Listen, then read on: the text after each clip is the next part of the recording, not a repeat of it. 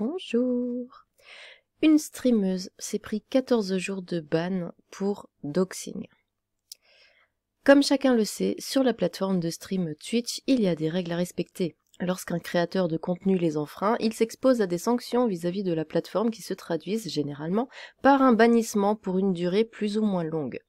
Tout récemment, c'est la streameuse américaine Nadia Amin, devenue l'une des références sur le jeu Call of Duty, qui en a fait les frais en raison de l'un de ses actes en pleine session live. Cette streameuse Call of Duty se fait épingler pour avoir doxé l'un de ses viewers Twitch. Donc doxer, c'est quand on divulgue les informations personnelles de la personne, donc son nom, son prénom ou son adresse. Dans chacun des pays du globe, il y a des joueurs qui excellent sur les jeux de tir tels que Call of Duty. En France, on peut par exemple citer de grands noms tels que Gotaga ou je sais pas, ainsi que d'autres étoiles montantes de Twitch comme Kigunin, récemment devenu le meilleur joueur Warzone sur la carte Bonne Fortune, Fortune Skip. Chez nos voisins outre-Atlantique, on a également des joueurs et des joueuses phares à l'image de la streameuse Nadia Amin qui nous intéresse dans le cadre de cet article. Malheureusement, cette dernière a récemment appris qu'elle allait devoir mettre de côté ses parties sur Call of Duty Modern Warfare 2 et Call of Duty Warzone 2.0 pendant quelques temps, plus exactement durant les 2 prochaines semaines. Malgré ses compétences exceptionnelles sur les FPS du géant américain, la streameuse est fréquemment pointée du doigt et accusée de tricherie. Toutefois, elle n'a jamais été épinglée pour de tels faits et ces controverses ne lui ont jamais porté préjudice dans ses relations avec Activision, puisque la société lui propose souvent de participer à des événements spéciaux pour en faire la promotion aux côtés d'autres streamers populaires du milieu. En réalité, la sanction dont elle a écopé hier fait suite à son attitude envers l'un des spectateurs de son chat. Dans les faits, c'est le doxing, une pratique qui consiste à révéler les informations personnelles de l'utilisateur, comme son véritable nom, son adresse, sa profession ou toute autre donnée capable de l'identifier publiquement de l'un de ses viewers qui lui a valu ce ban de 14 jours. Et là, si je parle de cet article, ça revient un petit peu à ce que MJ a fait en fait à Prune hein, dans son doc, c'est qu'il a fait du doxing, hein, il a révélé sa véritable identité. Et ça c'est puni ça par la loi. Elle divulgue des informations personnelles après avoir reçu un message haineux. Suite à cet incident, la streameuse a pris la parole sur Twitter et a confirmé son ban de 14 jours de la plateforme Twitch, ainsi que la raison de cette sanction. En dévoilant les informations personnelles de l'un de ses utilisateurs, la streameuse a enfreint l'une des règles de la plateforme Twitch, d'autant que le doxing est une pratique qui est assimilée à une forme de harcèlement en ligne. Mais alors pourquoi cette réaction de la streameuse? Depuis ses débuts, Nadia Amin ne s'est toujours pas fait remarquer pour les bonnes raisons, et c'est un cas complexe qui lui vaut, une fois de plus, une nouvelle controverse, car si la streameuse a agi ainsi, c'est parce que l'un de ses spectateurs lui a adressé un message haineux.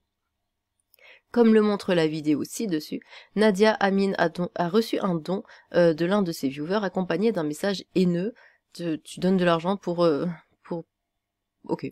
Sous le coup de la colère, la streameuse a pu, à l'aide de PayPal, récupérer une poignée d'informations personnelles qu'elle a divulguées en live pour se venger du commentaire désobligeant qu'elle a reçu. Sur Twitter, certains membres de sa communauté s'étonnent de la sanction, tandis que d'autres l'approuvent, car selon eux, adopter un comportement toxique face à une quelconque forme de harcèlement ne serait pas la bonne réponse à avoir. Toujours est-il que la plateforme Twitch a mené son enquête et, selon les récentes informations relayées par le site GameRant, aurait finalement levé le bannissement de 14 jours de la streameuse, n'écopant donc d'aucune sanction. Alors, nous allons voir ce que... Hop là, qu'est-ce qui se passe? Où est passé mon Cyrillounet? Il est ici. Donc, doxing. Doxing, sanction. Hein. Ouf, attention.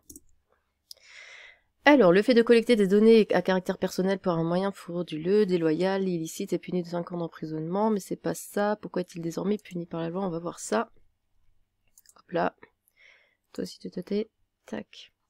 Le doxing, c'est-à-dire la divulgation de données personnelles d'un internaute dans le but de l'unir, est désormais clairement défini et puni par la loi. Explication, le terme doxing, donc qu'est-ce qu'on peut... Les raisons sont variées, il peut s'agir de vengeance personnelle, d'un raid numérique, pour divergence d'opinion, ou d'exemples légitimes comme dénoncer la maltraitance d'animaux, comment était-il considéré jusque-là? On s'en fiche, que dit désormais la loi? Alors... Tac, tac, depuis mercredi 25 août, le fait de révéler l'identité d'une personne sur Internet ainsi que des informations personnelles la concernant dans le but de lui nuire est désormais puni pénalement. Attention, cet article appartient à la loi confortant le respect des principes tatata. La loi prévaut ainsi des peines pouvant aller jusqu'à 3 ans de prison et 45 000 € d'amende. Certaines circonstances aggravantes, comme la vulnérabilité de la personne ou sa fonction dans la société civile, peut alourdir les sanctions. Donc, alors bon, déjà de base, faites attention quand vous parlez avec des gens sur Internet. Faites attention de ne pas donner d'informations personnelles. C'est vrai que quand on parle beaucoup avec les gens, au bout d'un moment, on commence à avoir confiance. Et on finit par donner, bon, son prénom, à la rigueur, mais faites vraiment attention avec votre nom de famille. Et surtout, votre adresse, tout ça, parce que c'est vrai quand on s'entend bien avec quelqu'un, on se dit allez, c'est bon, on peut lui faire confiance. Et finalement, si un jour ça va plus, c'est là qu'on le regrette. Bon. Après, c'est une bonne chose que ce soit puni pénalement. Mais bon, comme vous le voyez, ça arrive quand même. MJ, par exemple, a tout dévoilé comme ça, sans se soucier de rien. Donc faites quand même attention à vous et attention à ce que vous dites. Eh bien, je vous souhaite une très bonne journée. Sur ce, tchou!